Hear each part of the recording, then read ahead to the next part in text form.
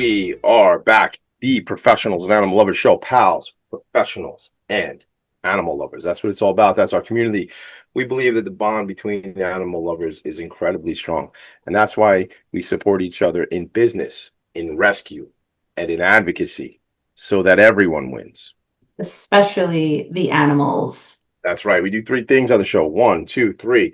We learn, we educate, and ultimately what we're about is we advocate. So we have to learn to get out there and do that. And I know this, I've said it recently on this show and some other shows I'm involved with, that a lot of what I've learned through this relationship with Valerie and the animals here has informed a lot of the work I do advocating for people in a lot of what I'm involved with. So, and there's a cat. Who is it, Valerie? Who's here? I'm just so proud of her because I take this as a very good sign. My very skittish cat, Phoebe, she never comes out for anyone except for me. And now lately she's been interested in this podcast. So she's comfortable with you guys, which to me means a lot because I'm a big believer of energy. Welcome. Hi, everybody. What's up, Phoebe? Welcome to the show with your beautiful eyes. Welcome to the show, Dr. Loudon, Dr. Lynda Loudon. Shout out Long Island. Dr. Loudon, welcome to the show. Good to see you. How are you today before we get into it? How are you, doctor? Awesome. I'm really glad to be here. Thanks for having me. Thank you so much. Oh, and I just wanted to mention that, so I'm reading this book. I'm reading it slowly because there's a lot of information for me to take in, things I'm not really that familiar with, which is The Herbal Dog by Rita Hogan. She's a canine herbalist. She's amazing. And I noticed in the beginning of the book where people thank people for their contributions and support that your name is in there. Yes. Rita's a great friend of mine. Yeah. Congrats. Yeah. I can't wait to meet her July 27th. Love that. Small world. Everybody's connected. It's all. Yeah. Awesome. It's a great book. It is. I'm taking notes. I'm like, wow, blown away by the magic of herbs. But anyway, yes, welcome to the show. I want to let you know that you are our very first integrative veterinarian on our show. So celebrate. And yes, I would love to ask you, how did you decide to go into an ad, I guess, that extra layer of knowledge and education and et cetera? Because was it before you went to vet school, you knew you wanted to be an integrative vet, or was it after vet school you decided to continue learning? Yeah, it was after vet school for sure. I grew up knowing that I was here for animals, to help animals. So I was blessed knowing that was my purpose. But I went to vet school. I was an ER tech before I went to vet school. So I came out very interested in emergency critical care and surgery. And, I was a little in my head at first, the first couple of years. I became chief of ER. Tommy, you probably know the VMC in West Islip. So I was a chief of ER there, my second year out of school. And so I just wanted to be I was very intuitive before that, a healer, but I came into that position in my head. I wanted to be the best critical care doctor. I was managing a team, all of that. So the integrative holistic stuff I had been interested in, my intuitive healing, kind of took a back seat for my first couple of years as a vet. And then my first aha that I wasn't using this was that when people would ask me about nutrition, I would defer because we don't get nutrition enough, barely any in vet school. And I was in vet school 24 years ago, but it's still pretty true now. And we would get our education from the big companies, our lunch and learns. That was our education. That's all we really knew. And I didn't dive into it my first couple of years. I had all this other stuff to worry about. So when someone asked me about nutrition, I'd point to a bag, right? A Royal Canin bag, a Hills bag, whatever it was, that said, okay, I'm dealing with a patient with kidney. Well, there's a bag, and that makes it easier for me as an ER vet to just not have that conversation, right? Right. and it didn't sit well with me. And my intuition was like, I am not a true healer if I don't know how to talk to them about nutrition. And so luckily it was in my first couple of years that I realized that, and that's when I dug in deep into nutrition. And I I'm so glad that you did that, and I'm so glad to hear that kind of like little voice, that's our conscious or conscience, whatever, that drives us to be better and to do more and to learn and learn and learn. I love that you recognize that so early too in your career. yeah, yeah, I was grateful for that. I was grateful, and I'm glad I listened to it. And I started feeding my own dog raw, who was, a 4-month-old puppy who already had allergy symptoms. And I was feeding him all of this prescription diets. He wasn't getting any better. So I Yes. tested it on him. I learned everything I learned. I tested on my dogs first, and he transformed within the first month. The whites of his eyes were so much brighter. His coat was shiny. He wasn't itchy. He always had this like beautiful shape to him, right? He was a muscular pit bull, and I fed him raw his whole life, and then I became a huge advocate for that, right? That was my first pillar of Right. being more holistic, learning what I needed to do in order to advise my guardians about their nutrition. Mm-hmm. Over the years, um, it became very clear. I had a different perspective as an ER vet. My husband's a general practitioner, veterinarian, but I had a different perspective because was beginning to see dogs' lives getting shorter. Mm. Cancer getting just going up like crazy. Yeah. Chronic diseases that I was dealing with in the ER, diabetes, everybody coming Diabetes. through was obese. Mm-hmm. All the Mm-hmm. other endocrine, hypothyroid, all the GI issues, IBD was getting diagnosed, is still getting diagnosed like crazy. Mm-hmm. And then it became very clear to me that what was happening in the general practice offices, and I have a great respect for my other veterinarians, but some of the decisions being made or recommendations being made were ending them up in my ER with these conditions. Mm. That's when I started to advocate for change. And I have to be honest, it didn't go anywhere with my other vets. It only made change with my one-on-one with guardians Okay. who were, it made sense to. They were ready to change. They wanted a new way. Yeah. Right? Other staff, veterinarians who was trying to share these ideas, share my nutrition knowledge with. They would call me if they wanted their own dog saved, right? I was a critical care vet. They wanted for their dog saved. But if I tried to talk to them about nutrition, they didn't want to hear it. Mm-hmm. And I became really frustrated with that. And I wanted to reach those guardians before they came into my ER. Mm-hmm. Mm-hmm. They needed their dogs' lives saved. Yeah. That's when I started my online business, and came out of the ER full time so that I could reach more people to, like you guys are doing right here, to educate them, to make the Yeah. better decisions from the beginning so that they can try to avoid all of the cancer that's going on, the chronic diseases, the obesity. Yes. Oh my gosh. I feel like it resonates with me so much because two things, right? Number one, because of this podcast, uh, I can't believe it. It's almost 4 years ago. But we had on a clinical pet nutritionist, and she literally rocked my world. At that point in time, we had been cooking my dog's food, so it was still leaps and bounds better than like a bag of pellets from the shelf. But that said, I wasn't doing it properly. And long story short, she convinced me, not convinced, but I'd added one thing differently to the bowl of food for my dog, which was a bone broth. And I had told her that he had stopped going up and down the stairs by himself, and literally giving him that bone broth for 2 to 3 weeks, he started running up and down the stairs again. And that was almost 4 years ago. So he was 10 when she came on this podcast, and now he's 14 and still goes up the stairs by himself. So that was my mind blowing like moment where I was like, what else do I need to know?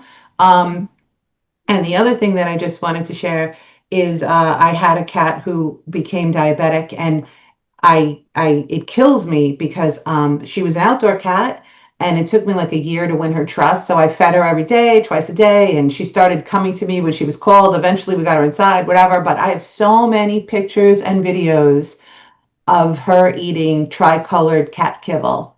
And it kills me because I have no doubt in my heart that that food that's contributed, exacerbated, or even caused her to become diabetic. Ah, it kills me. I know, but you know what?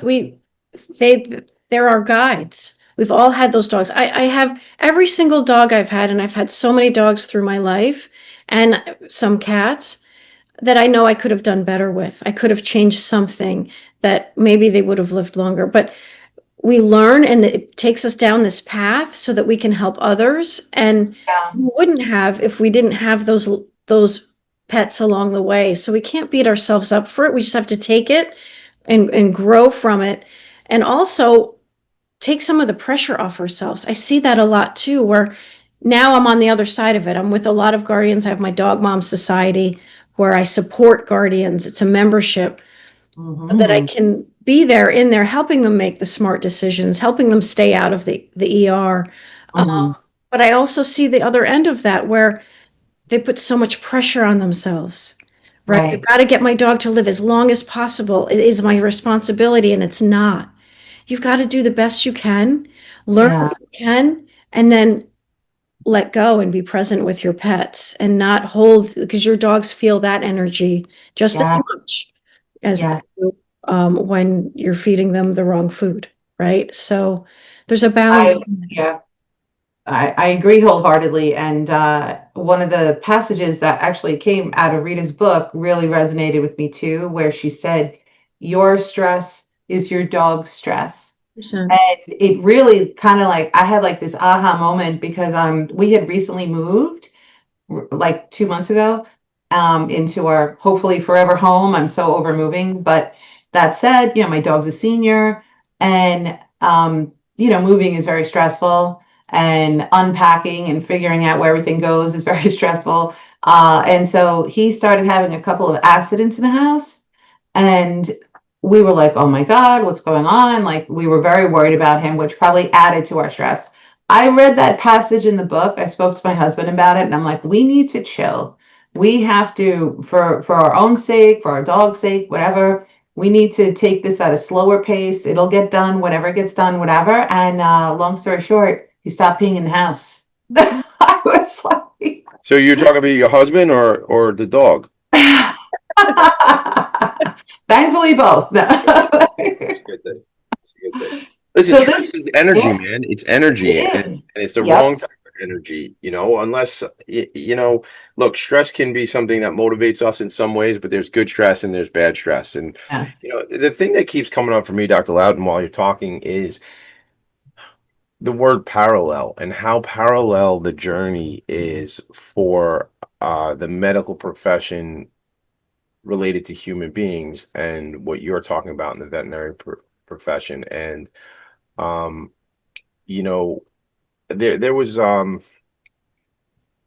Casey Means wrote this book and her brother, and I brought it up on the show before, and her brother is and was a lobbyist. And, the same companies that the big tobacco bought big food a number of years ago, and all the crap, I'll use the word that many of us eat as humans, um, is causing all the disease that we're dealing with. There's other environmental factors as well, but a lot of it is the food we take in. And I can't say that as a doctor because I'm not a doctor. I can say that as a human being because I know some stuff.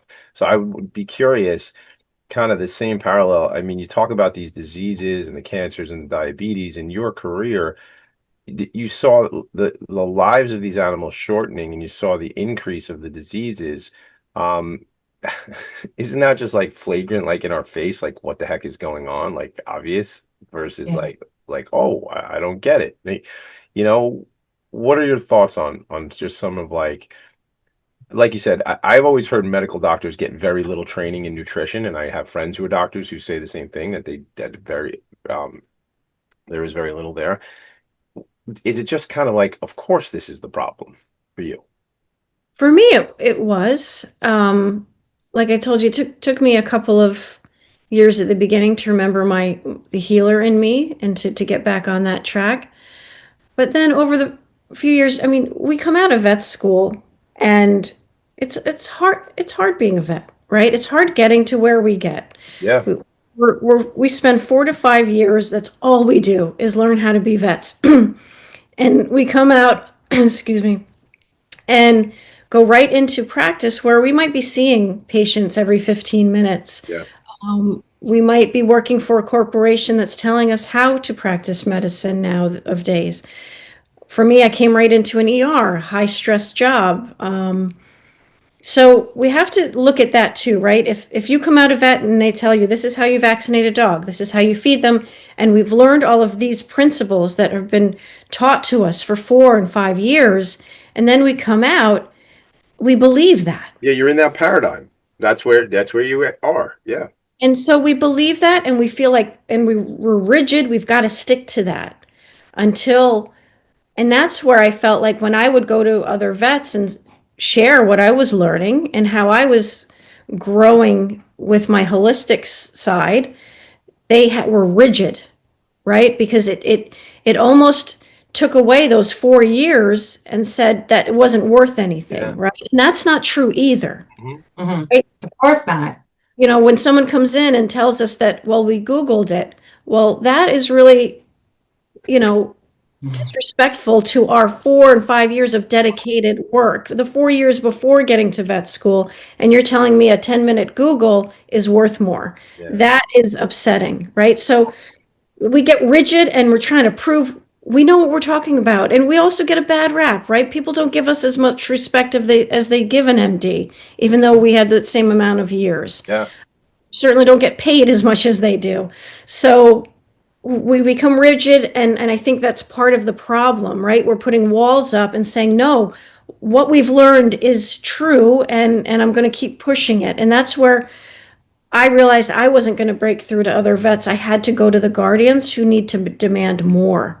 I love that Yeah. word you keep using, guardians. Can you speak to that word a little bit? Because we've done a lot of episodes of this show and we've spoken to a lot of professional people, and that's the first time I've ever heard that word used in this context. So where do you come up with that word as it relates to the caretaker for the It animal? feels better to me. Yeah, I don't like the word owner. Yeah, me either. I like pet parent. Yeah, and I don't think I'm ever an owner of any animal that comes across my path, right? I think I often feel they're my guides. Yeah, Wow. It's my you're life so for a right. reason, and I'm just the guardian here to help them, help them have a good life as well and a healthy life. So I don't like the term owner. I think pet parent is great, but I've always felt like I'm their guardian and they're my guides. I love that. Yeah. I love that too so much because we are their guardian, right? We guard their safety, right? We want to, for me anyway, I keep my cats indoors. I walk my dog on a leash. We make sure that they have the tags in case they go missing. We protect them from fleas and ticks and whatever. And hopefully we also guard their health. I love that. So I'm going to write that down. Can I go back 1 second? You mentioned a Dog Mom Society. Is that what it's called? And can anyone join? Yes, yeah, yep. And, Anyone, and and that's on your we have dog website? dads in there too. But yeah, it's a membership where I meet once a month, and it's either me meeting with, it's called the Pack Chat once a week, sorry, where I'm there to answer any questions that come up. Like this week I was looking quickly at someone's blood work, and another guardian was in the ER with their dog, and so we were talking about a plan for once they get out of the ER. Mhm. So I'm just there every week to answer questions, or I have other guests that I've trained or other nutritionists come in and they'll answer their questions. And then we have a live training once a month at least Mhm. on dog health, where I have my expert friends like Rita come in and talk to them. Great. And I then I love also, this. oh, there it Dog is. Mom Society. Oh my God. I love this so much. I'm becoming a member. I mean, I don't know what it costs, but I hope I can afford it. I I have to ask you about this just because I'm curious if you have the same experience. I forgot which doctor it is. Shame on me. There was like three three or four doctors who attended the recent Natural Healthy Pet Expo and gave talks. Now, the one that I'm referring to, his talk was specifically about IBS and IBD in dogs. And anyway, what his conclusion was, what he said that um, talking to pet guardians, over 50% of the people whose pets had IBS or IBD, so did they. And what he was saying is that a lot of times the things that go wrong with our pets or the symptoms that they're experiencing are the same as ours. And I was so mind blown because not to be gross, but this is just the truth. I remember specifically there was a couple of days stretch of time where my GI was awful. And so was my dog's. I see it all the time. You do? Oh my, I just scared my cat. And what is that, doctor? I mean, is it energy? Like what's the story there? I mean, I think it's energy. I think it's energy. I think we bring a lot of things to us, right? We talk about them.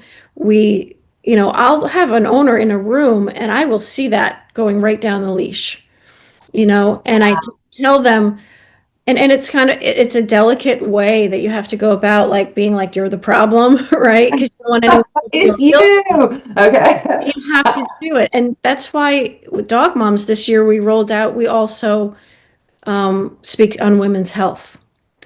So we're helping the women with their health as much as we're helping the dogs, because I know that if I don't have them taking care of their health and calming their nervous systems down and living a healthy lifestyle themselves, they're not going to be able to do that to the highest level with their dogs. I think that to me was such a revelation where I was like, huh. And you know what? I also feel that so prior to switching to a raw diet, we were very committed to cooking our dog's food and giving him real human food and all of that. And when I really think about it, okay, I got my dog in 2011, one of the best days of my life. And he started having some issues, all the typical issues that are food related, right? And we went to 4 to 5 different vets. During this time frame, I actually started making a concerted effort for me to eat healthier and cook more and use better ingredients, right? So by the time we got to a great vet who told us, well, the food is the problem for our dog, I was blown away because I was like, wait, we're paying top dollar. We all these different vets prescribe this prescription diet, da da da da. And once we switched him to whole foods, he started immediately improving. But that coincided with our conscious decision too to eat healthier. You see, and I think this is such a real correlation. I don't have figures or studies, but I see a lot of pet parents who come into our store. A lot of times we're the Hail Mary, right? We're the last resort because nothing else is working. And I ask them now out of curiosity, like, so how do you eat? Like, what's a typical day look like for you? Right. And a lot of times they're like, oh, I'm on the run. So, I'll grab like a McMuffin or whatever on the run. Midday, I'm getting coffee from whatever coffee place, and then I'm having pizza or Taco Bell at night. And I'm like, what would be great is for both of you, the pet and the pet guardian, right, is for both of you to get off the ultra processed stuff. And when you talk to them about that, it's like this light bulb goes off. It's like we're both eating poorly, right? Yeah. And a couple of things on that. One is that we joke about it in our holistic group here. Like we joke about how our dogs all eat better than we do, right? Because we put so much energy and focus into that. And forget about ourselves. And we have to be able to show up for them. If we really want to be great guardians, we're not going to be able to. Just like when we talk about our kids, right? If we're not taking care of ourselves first, we can't really show up for them either. Then going back on common sense, the light bulb that we forget is, like, would you feed your kids a highly processed cereal for every single meal? If the pediatrician said, like, this is the only way you're going to get a balanced diet for your kid is to feed this box of cereal for every meal, for their entire lives, would you say, "Oh, okay, doctor, thank you, that makes sense"? Right. You wouldn't. You'd be like, Yeah. "Crazy, I'm gonna get a new pediatrician," right? So Yeah, it absolutely. And not sometimes only it that, takes. we don't want to eat the same thing every day. I'm certainly not perfect. I do have these moments of weakness, I call them, usually my own fault. Well, probably, yeah, it would always be my fault, right? Who else would it be? But just on a day where you don't plan well and I'm at work and by the time I leave, I'm starving and you're running through your head like, well, where am I going to go to get something that's quick?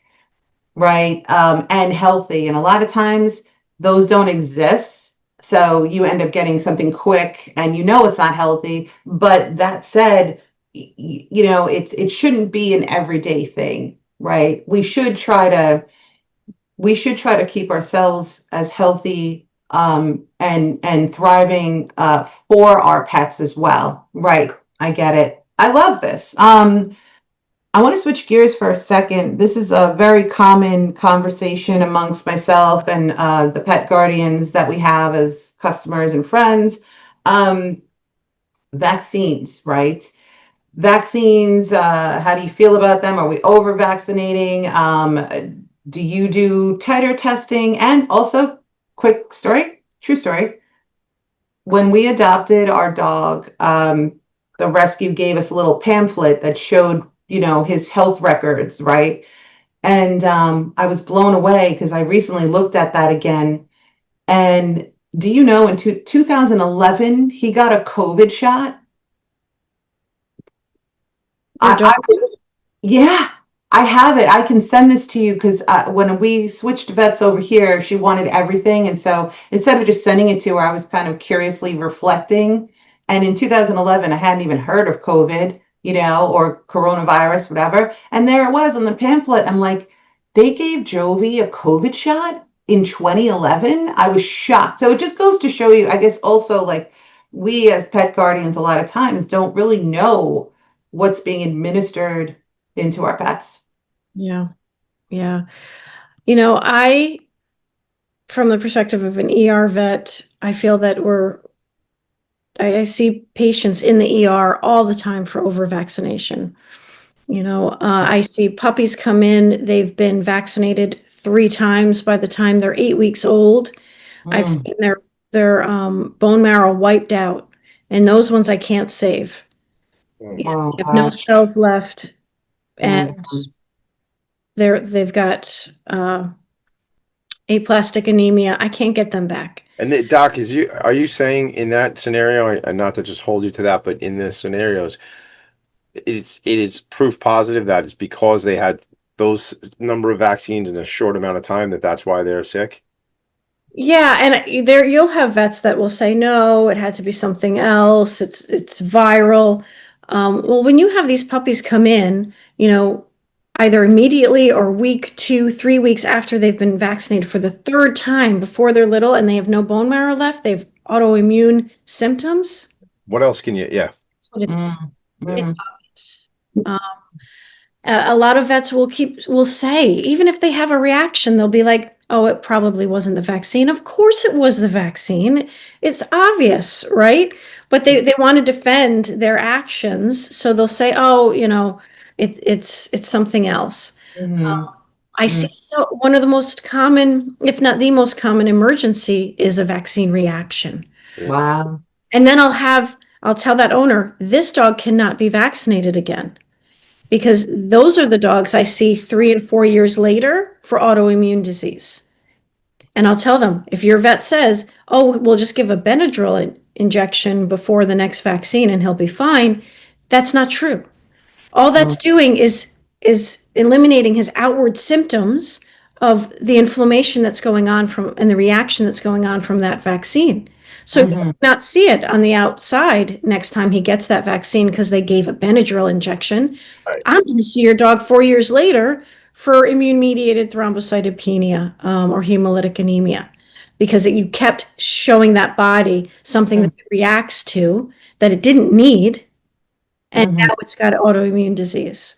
So do you have how do I phrase this? Like is there a vaccine protocol that you would recommend or? Yep. Let me see if I have it here. Great. Love this. Thank you. I'm going Every, to share this with all of my customers. um, it's my blog. Because most of our customers they don't want to vaccinate or they don't want to vaccinate again. And they run into problems when if they can't board their dog, they can't go to a grooming place, pet sitters that, operate like where you drop your dog off to them, whatever, Yeah. they require all these vaccines. And those are the hard decisions, right? Like, Yeah. I don't believe in the non-core vaccines like your Bordetella, your Lyme, Lepto, canine influenza. I don't believe in giving those. Hmm. And if you have a groomer who needs a Bordetella vaccine, then find one who doesn't or learn how to groom yourself. That's what. Oh yeah, that's such a good point. There's a relatively new product I heard of called Fur Me, F-U-R-Me. It's a self-grooming product, and I think a lot of people are enjoying it. Actually, it's fun. Yeah. And so there's other options than them forcing you into these protocols that are outdated and unnecessary and that could cause harm and often do. Distemper and parvo, those are diseases that will kill puppies, right? Hmm. Those are important to cover your dog. You could do no sods. I'm not an expert at no sods, but there's a lot of breeders that do it these days. It's a homeopathic remedy in order to try to prevent these diseases. So it is a great option. So, but you would need a holistic or homeopathic vet to help you with that. Hmm. Breeder who's really comfortable with it. So no sods is a way to protect them without the actual vaccine. But then, puppies shouldn't be having vaccines when their mother's antibodies are still present. So these puppies getting sick at 6 weeks old, getting vaccines makes no sense and it actually is doing damage. Mm. 9, 10 weeks is the very earliest. If you can wait a little bit longer, I would. And then when I've titered my patients after one vaccine, most of them titer. But What is that term, doctor? I'm not familiar with that term, titer. What are you referring to there? so titer is where you're testing to see if the vaccine, if they have coverage, Oh, right? okay. And there's been dogs who I have a friend who titered her dog. It's a blood test. You send it out and say, okay, do they have sufficient coverage? Where is their titer? Your dog has never been vaccinated and it's titering for some of these diseases just from the environmental exposure. Wow. That just shows you that is real. They don't need 3 rounds. None of my patients have ever needed 3 rounds of puppy vaccines, 2 at the most of just the parvo distemper. And you can order that. Your vet can order it where it doesn't have all of these other vaccines in it that they don't need. The cocktail, right? The cocktail of the vaccines. Virus, the Yeah. hepatitis. Yeah. Yeah, we have to get more educated on this stuff, and I thank you for sharing this because it's really important. And I do respect veterinarians. In fact, one of them just took amazing care of my dog who needed to have one of his eyes enucleated this past Monday, and she was incredible and really sweet, compassionate. But there's no downside in learning and asking questions, and then you make your decision. You are that pet guardian. And I actually turned down one of the medications for when after we picked up Jovi, one was an antibiotic, and then there were 2 painkillers. And I said no to the second painkiller. I didn't want to administer it. I'd heard too much about it. I had read too much about it. And I knew he did well already with one of the other painkillers in the past. So we have to make the best decisions we can. And the only way to do that is to be informed. Yeah, absolutely. Absolutely. Yeah. Well, And thank you for that. I always recommend titer testing to my customers who are worried about whether or not they should get another rabies shot. And I think more and more veterinarians are embracing that test. And also, but before we forget, because time really flies here, we wanted to talk to you about your come to you in-home euthanasia for people's pets. Yeah, yeah. I have a home euthanasia service here on Long Island, and we cover Long Island, Queens, and Brooklyn. Mm. And what we do is, it's something I've always done on the side. You know, my first year out of vet school, one of my techs asked me to come to her home because she had a reactive Wheaten Terrier. And I said, of course, you know. And I went to the home. This dog was a dog who was so reactive and fearful that he, you know, office visits were a nightmare. He would try to attack, he'd have to be muzzled and wrangled, and they really didn't want his last moments to be like that. Yeah. And I went into this home, and this dog was in his bed, comfortable, family surrounding him with love, no fear, no pain, just me going up, meeting his energy, being calm, asking permission, and then him allowing me to administer what I needed to administer. And it opened my eyes. And from then on, even though I was an ER vet, I was also a euthanasia practitioner. I did it as often as I could on my days off, after work, so that dogs could have, you know, if I wasn't going to be able to save them in the ER, I wanted to make sure they had the most peaceful transition. And so I started my business, Peaceful Transitions. And I have another vet, Dr. Greg Matheson, who, you know, it took me years. Like, I just hired him last year. It took me years to trust anyone else. I'm like, I want, you know, will people like him as much as they like me and feel as comfortable? And they Mm. like him more than me, right?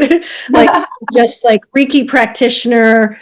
We're all Reiki certified, fear-free certified. I love that. In higher education and certifications in euthanasia. So we give, you know, it is the best you can do. You know, once your dog has reached that end of life stage, we do quality of life consults too and palliative care consultations. But when your dog has reached that end of life, you want a holistic Mhm. practitioner to create a holistic transition for them, where we're taking in the energy, you know, into consideration, the energy in the room, Mm. everybody else in the room, and who's going to be involved, and making sure that that pet has no fear. Yeah, I love that so much. And um, is it just dogs that you do or cats No, also? we do all animals. All animals. Okay, yeah. I The had a terrible experience with my diabetic cat Puffy. She one morning it was very clear that was the end of her life. We knew it. It was quite obvious. She went into a diabetic coma. And in fact, she came into our bedroom, um, which she never did because we sleep with our dog in the bed, and her and him just like they tolerated each other, but they weren't, she would never come into bed with us, whatever. So anyway, we tried so hard. We were hoping that she would pass at home. Um, and then towards the end of the business day, we had to make the call to bring her in to be euthanized because we couldn't bear it anymore. And we knew she wasn't coming back. Her eyes were open, her tongue was out, and her body was totally limp. It was awful.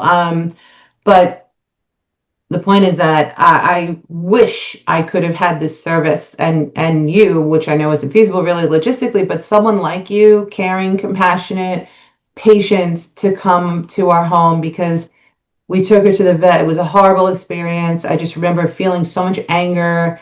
I was there, I was holding her. Dogs wanted to sniff her, dogs were barking at her, and I was like, get everyone away from my cat. You know what I mean? And then it's a doctor's office. It has to be medicinal and sterile and a cold metal table, and it was just really not the way you want to say goodbye to your pets. um, No, especially a cat. They stress so much with that kind of environment. I know, thankfully she was really out of it, but it's still not the way you want to let someone go. And the other thing I just want to say, I think I said this, I think Tommy knows the story, but um, when we left, she was technically still alive, right? She had a pulse. Um, and I tried very hard to have her say goodbye to my other cat, Phoebe. the skittish one, because they were like best friends. And I put her down on the floor and I opened up the towel and, again, she's still alive at this point. Phoebe took a look at her from like 5 feet away and bolted out of the other room. I don't know if she was just freaked out or she knew she was coming to a close, but the point is that when we left with her, she was still alive. Mhm. And then when we came back without her, that in my mind, she never really had that chance for closure. And it was evidenced in the next few weeks where Phoebe was roaming around the house 3 o'clock in the morning, calling for her. And that never used to happen, because she was there. So I think animals also need to understand that, their friend, their brother from another mother, whatever, is crossing over the rainbow bridge. Yeah, it's another important aspect of it. I always, Greg and I will always leave and give some time to the family to be alone afterwards. Yeah. And if there's pets and other pets in the household, to allow them to come out without us present, right? So that they can not focus on who's new in the room, but to go and if they want, right? I tell everyone don't force them to, especially cats, because Mm, they know what's going on in that energy in that room. If they want to come up and sniff, they will. Some don't. yeah. Yeah. Cats tend to just stay around the perimeter. Right. But at least giving them that space and understanding is another great benefit of having a home euthanasia. Well, I just want to say thank you. I wish that there are more and more like really good-hearted, caring people that will be attracted to these fields, even though it has to be so hard for you too. It must be incredibly difficult. Like I, a million years ago, thought about becoming a vet, and then I said to myself, would I be able to handle seeing a dog that was run over by a car or abused and like burned or something and deal with that? I don't think I have the spine. I think I'd crumble like a sack of potato chips. I don't know. Like, it takes a special person. And I hope that more and more people will enter these fields of compassion. Thank you. Thank you. It's been an honor to be in, and I'm just so grateful for my career. It's been hard at times. When you were just saying all of that, I had a picture of each one of the scenarios that you just said. So there are things that stick with us. Yeah. And that's why, even though your vet may not be up to date on what you think they should know about nutrition or vaccines and things, it's up to you to be your dog's advocate and also have some grace for your vet too, because we Yeah. come into this profession because it's easy Yeah. Right. and because we want to make money. We're in the Right. profession because we love animals and we're healers at heart. Some of us just forget that healer inside of us, and hopefully the more educated guardians become, Mhm. it will help veterinarians remember that healer, and we'll change the way we're caring for the dogs. We just have to demand it. Thank you. Absolutely. And speaking of societies, and yours I will join, I promise. I'm so excited about Yeah, it, love actually. to have you in there. Tommy, why don't you update everyone on our society in the next Well, meeting? we could do that pretty quickly. Yeah. So this is a community here, and now it's become a society. So we rolled out the Professionals and Animal Lovers Society with two different levels of membership, folks. So Mhm. there's the advocate membership, and when somebody becomes an advocate, that any of the membership fees that they pay, which let me just shout out the membership fees, it's $100 for somebody to be an advocate member, and that full $100 is going to be donated as a lump sum to local rescues. Not, excuse me, local is not the right word, but rescues and advocacy organizations that we vet out as a community. And And that's $100 a year. $100 a year, and Right. that full amount will be given back to rescues. And then the other is the business level membership for either $100 a month or $1,000 a year. Folks can become business partners of what we're creating here, and we have an incredible community of folks that will seek out professionals and business people that are certainly focused on the animals. So there's already that camaraderie and connection. So a lot of cool stuff going on. We had 2 meetings this month. We have 2 meetings next month. Folks are reaching out and saying, when are you doing the next in-person event? We're working on it. I promise, to be continued. And kind of, Dr. Loudon, a couple of things while we were talking, I was checking out your blog. So many blogs that you have on there. So it seems like it's pretty consistent how it comes out. So we're going to look at that later on. I want to find the one about vaccines. Maybe you could share it with us I after put the it in the chat for You you. did. Okay, cool. So what we'll do is we'll put that in the put that in the show notes for everybody there for the one about vaccines. And then I don't know if it's, I mean, this is appropriate every single episode, but something about today's episode, Dr. Lynda Loudon, this seems to resonate even more. The greatness of a nation and its moral progress can be judged by the way its animals are treated. Thank you very much, everybody. Make it a great day. Amen. Talk soon. Thanks. Thank you so much, Doctor. Thank you.